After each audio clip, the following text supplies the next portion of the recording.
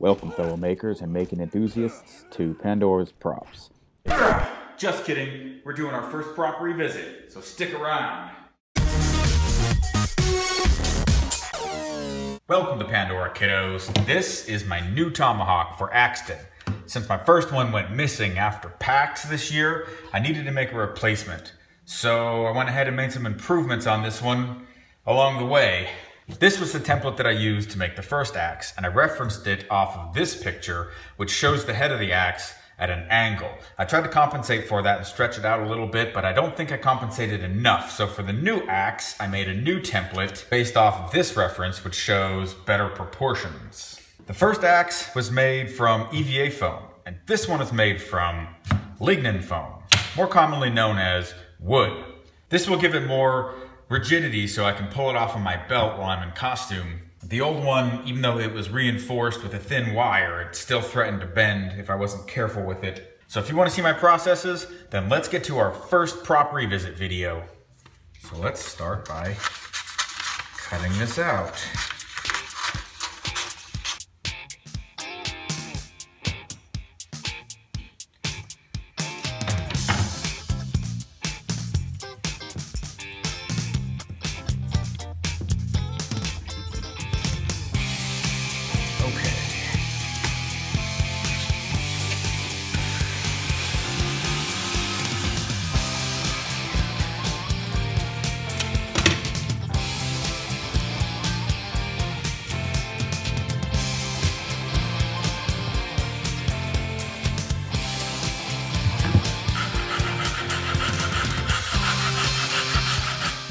God, I wish I had a bandsaw right now. I think I can do the rest of that on the belt sander.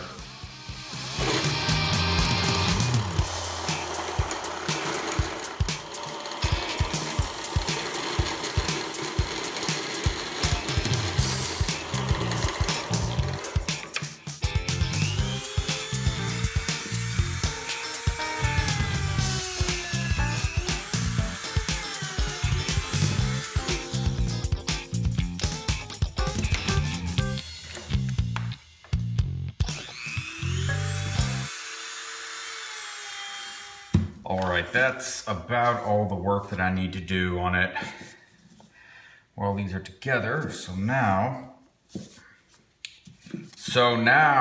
that was maybe a bit too much tape. Okay, that was too much tape. Crying out loud. Oh.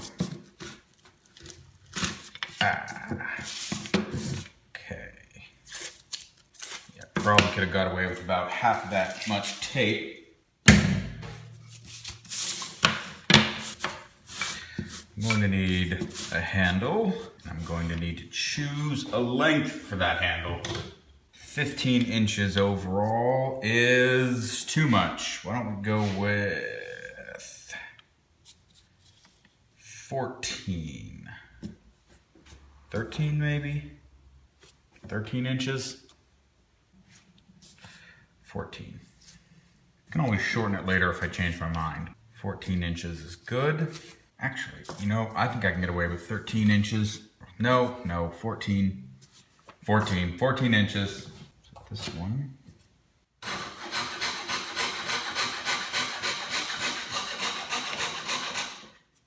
All right, so that one.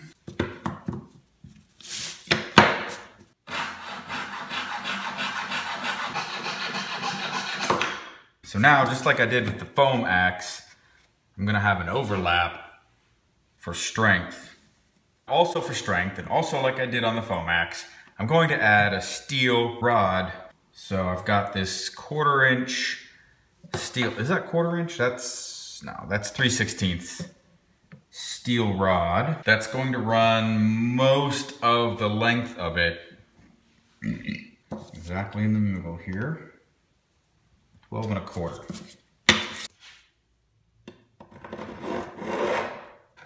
Earmuffs. That will be quite rigid. Now, all I have to do is not screw this up.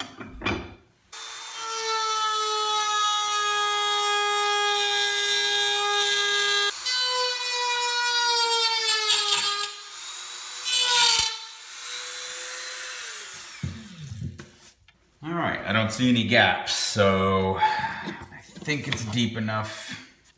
All right.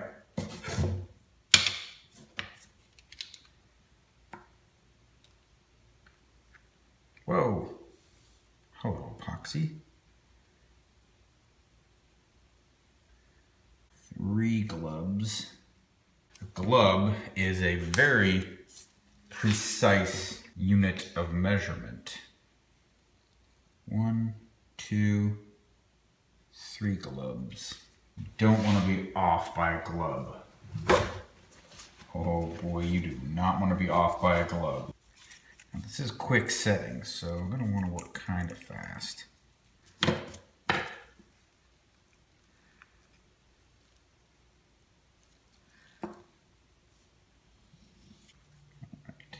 That's enough of that, hopefully.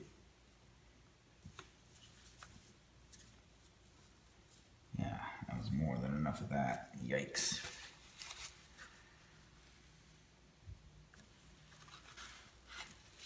Okay, now I'm just screwing this all up. Oh wow, that epoxy is actually quite worn. Awesome. And we'll let that set.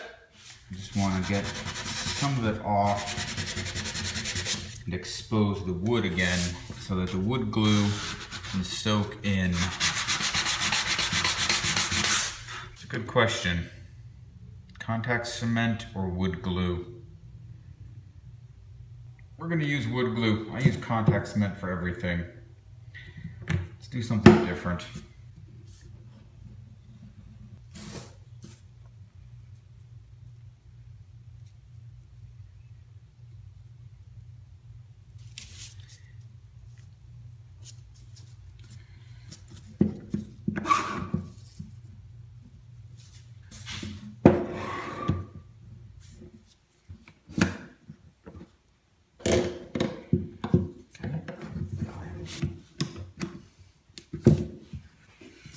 Good.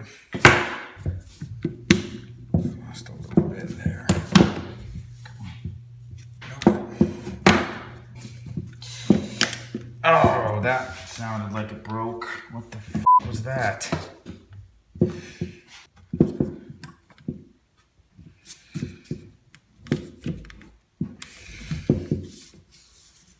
Yeah, there we go. Now, that's gonna have to dry. Right, the tight bond is dry, so now I gotta fill the gaps and seams. Where's my light?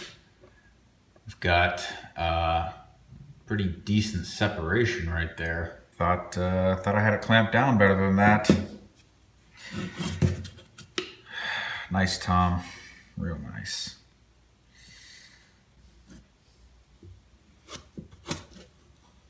This is not actually the stuff that I normally use.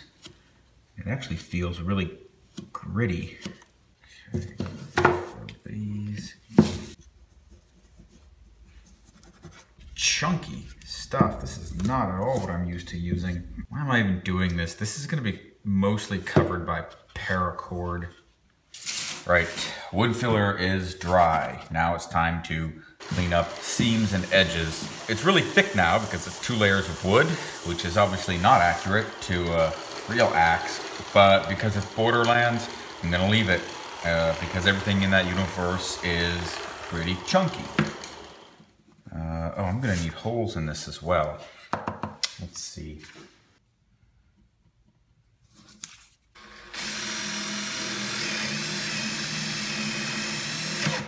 Ow. This way.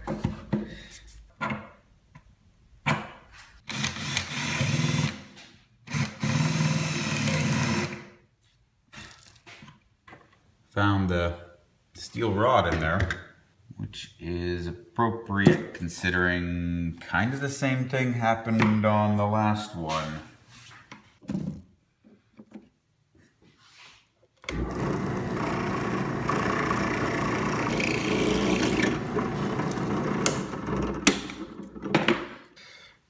ended up way off center, but I think that's just gonna be how that is.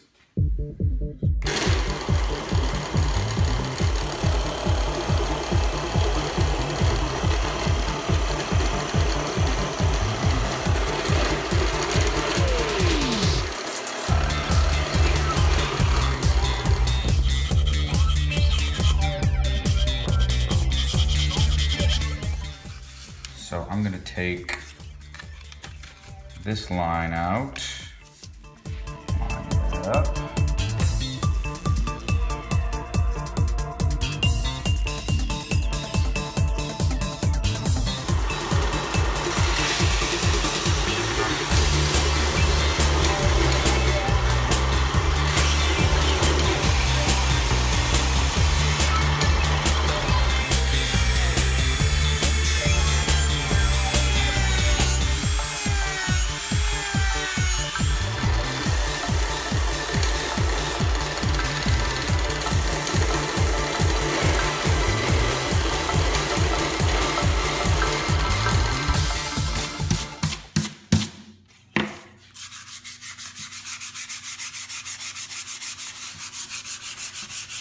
Trying to eliminate as much of the wood texture as I can.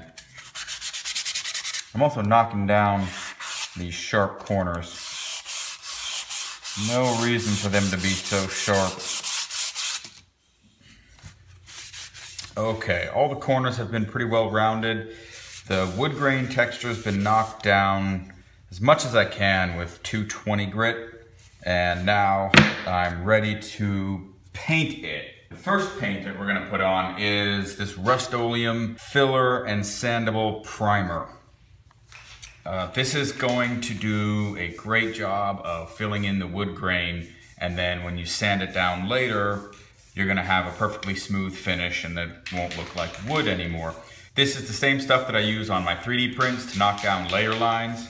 It does an all right job on that. It's not perfect, there are definitely better products out there, but for something cheap that you can pick up at the hardware store, this works pretty dang good.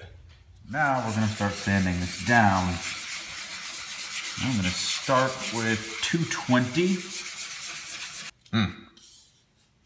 That's just bringing out all kinds of imperfections, isn't it? I don't like that. I want imperfections to stay hidden. All right, that's enough with the 220. I'm moving on to 000 synthetic steel wool.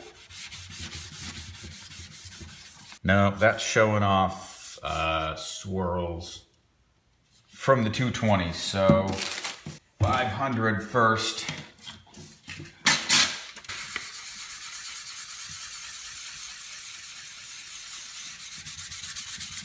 All done. It no longer feels like wood, and it's got a very nice smooth finish on it. So now I just need to decide if I want to prime it again before painting. I don't think I need to. I think I can just go straight into acrylics. I decided to prime it in a flat black, and it's now ready for the final finish, which I do by hand. And there's not much to say about that I haven't already said in other videos, so here's a time lapse.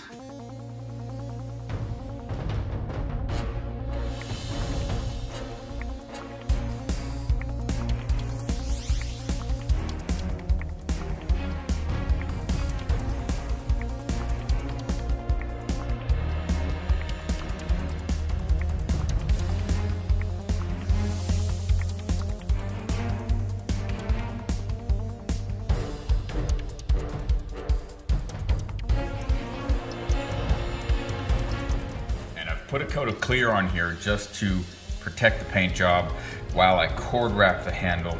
The last one was done with kind of a fake wrap. This one I want to do with a real wrap that I've done once before on this training knife, and it will hopefully look like this, but better. So let's see if we can do that. I'm gonna clamp it to the leg of my workbench. So I've got a couple pieces of EVA foam to protect it.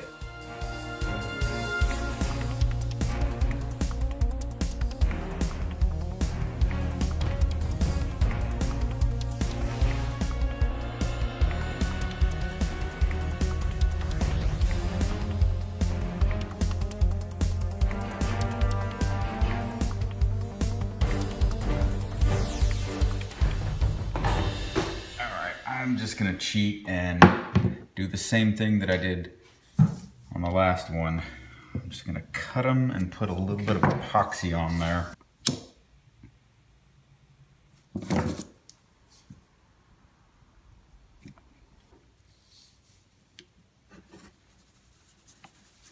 Tack this down first with super glue.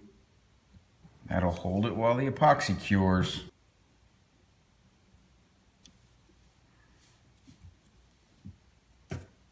I'm gonna hold this while it cures. You don't need to watch. So now I want to lighten the high points of this wrapping, I think. I don't know, we'll see how it looks. Now for the lining. For this, I like to use a special ultra dark, ultra flat black paint called Black 2.0.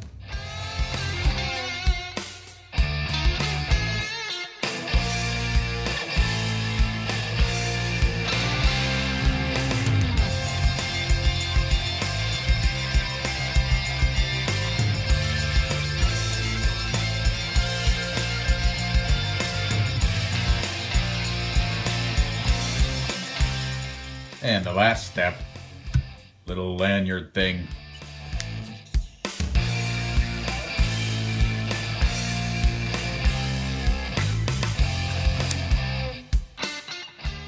There, all done.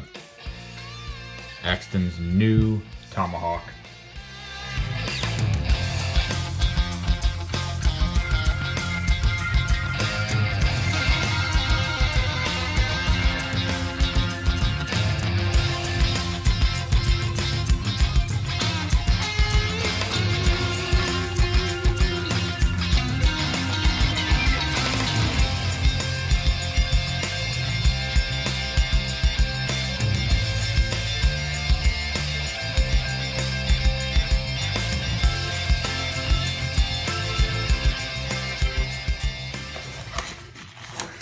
Doing something different